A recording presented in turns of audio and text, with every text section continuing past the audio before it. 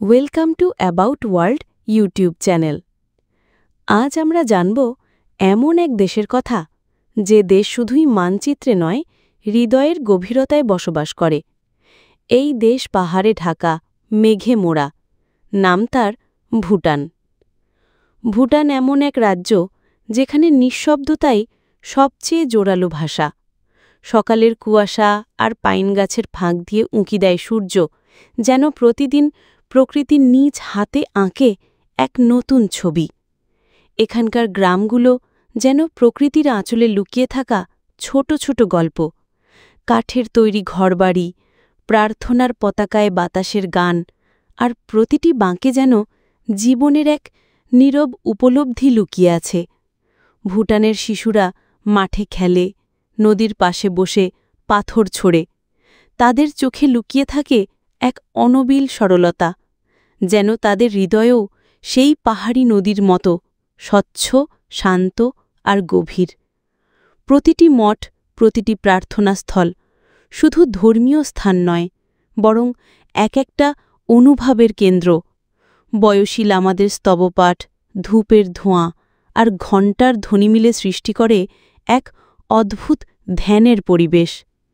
ভুটানের সবচেয়ে অনন্য দিক হচ্ছে এখানকার জাতীয় দর্শন। এই দেশ অর্থনীতির উন্নয়ন নয়, মানুষের সুখকেই মূল মূল্যবোধ মনে করে। তাই এখানে জিডিপি নয়, GNH, gross national happiness.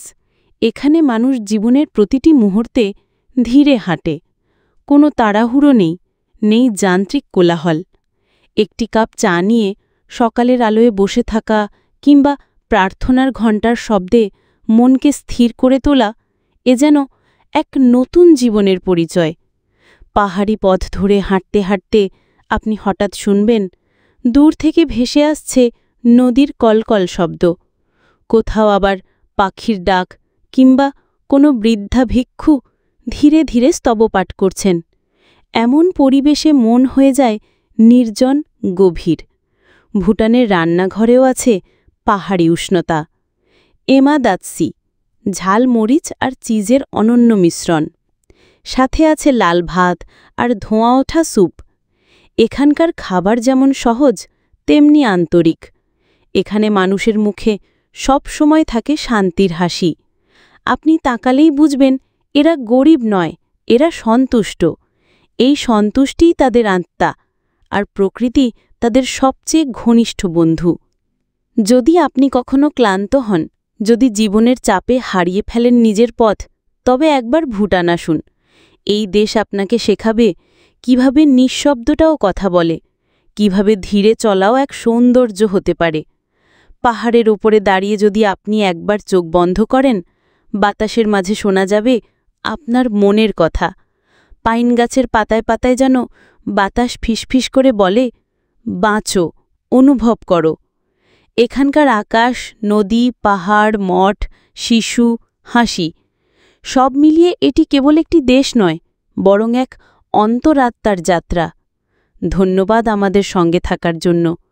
Bhutan এমন এক স্থান, যেখানে প্রকৃতি ও মানবতা একে অপরকে জড়িয়ে ধরে। আপনি যদি প্রকৃতির কোল ছুঁয়ে হৃদয়কে শান্ত করতে চান, তবে এই পৃথিবীতে ভুটানের মতো স্থান আর একটিও নেই। ধন্যবাদ সময় নিয়ে ভিডিওটি দেখার জন্য। আপনাদের ভালো লেগে থাকলে ভিডিওটি অবশ্যই লাইক, কমেন্ট, শেয়ার এবং সাবস্ক্রাইব করতে ভুলবেন না। আপনারা সঙ্গে থাকুন। ভ্রমণ হোক হৃদয়ের।